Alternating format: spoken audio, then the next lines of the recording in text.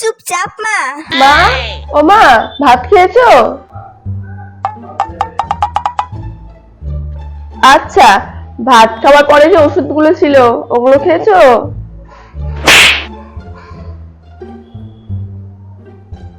হায় ভগবান, তুমি এখনো ওষুধই খাওনি?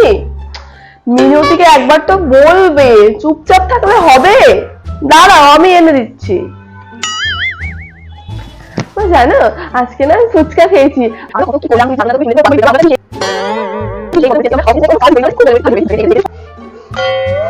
তারপর আমি, মা তুমি শুনছো আমি কি বলছি?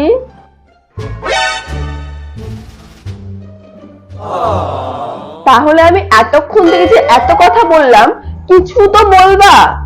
বাপরে বাপ, মা তুমি চুপ করে থাকো কি করে? সত্যি